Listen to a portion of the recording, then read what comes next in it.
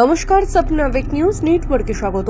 বরানগরে স্বর্ণ ব্যবসায়ী খুনের ঘটনায় ইতিমধ্যে নিরাপত্তা নিয়ে উঠছে প্রশ্ন। এবার সেই প্রসঙ্গে সুর চড়ালেন বিজেপি নেতা সজল ঘোষ। গতকালের ঘটনা জানতে পেরে এদিন শম্ভুনাথ দাস লেন এলাকায় আসেন বিজেপি নেতা। ঘটনাস্থল পরিদর্শনের পাশাপাশি কথা বলেন স্বর্ণ ব্যবসায়ীদের সঙ্গে। তবে লুটের পর খুনের ঘটনার পরিপ্রেক্ষিতে সরাসরি প্রশাসনের ভূমিকা নিয়ে অসন্তোষ প্রকাশ করলেন সজল ঘোষ। দাবি তুললেন এই এলাকায় পুলিশি আউটপোস্ট বসানোর জন্য। এখানে প্রশাসন আছে মাল নিতে। এরা কোনো বেআইনি করে না, কিন্তু তবু টাকা দিতে হবে। আপনারা হয়তো জানেন না, আপনাদের জানিয়ে রাখি, এরা যে লুঙ্গি পরে কাজ করেন, এই লুঙ্গিটা বিক্রি হয়। এরা যে বিড়িটা খায় যদি ভেতরে বসে, সেই বিড়িটা ফিল্টারটা বিক্রি হয় সিগারেটে। এখানে আকাশে বাতাসে শোনা আছে, ঝাঁট দেয়। কর্পোরেশনকে ঝাঁট দিতে হয় না, মিউনিসিপ্যালিটিকে।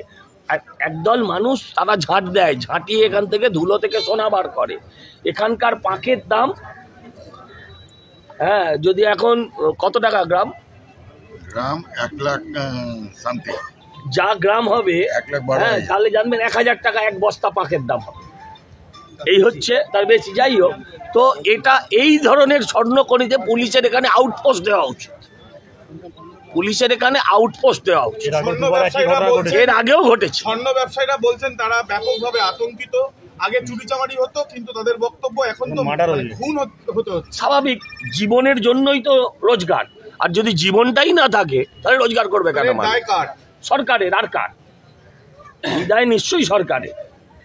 আপনি বললেন তো আর ডিবিসির জলে ভেসে যায়নি, যেটা বলে আর কি। আপনি বললেন না যে অর্থনীতির আগেও একটা এরকম ঘটনা ঘটেছিল। এখানে এই নিয়ে আমি বলছি এখানে এই নিয়ে বোধহয় 12 এই যাবৎকালের মধ্যে, তার মধ্যে এটা সবচেয়ে বড় ঘটনা, যেখানে একটা খুন আছে। চুরি হয়, অনেক সময় নিজের লোকেরাও নিয়ে চলে যায়, সেগুলো তো অন্য বিষয়। সেখানে সরকারের দায়বদ্ধতা নেই, কিন্তু একটা সরকারের ইন্টেলিজেন্স, সরকারের আইবি, সরকারের কিচ্ছু নেই। এতগুলো সিসিটিভি ফুটেজে দেখা যাচ্ছে ছুটে ছুটে পালিয়ে যাচ্ছে, তাতেও দেখা যাচ্ছে, কিন্তু কেউ ধরা পড়লো না এখনো। সরকারি মদত, স্থানীয় মদত আছে কিনা খুঁজতে হবে।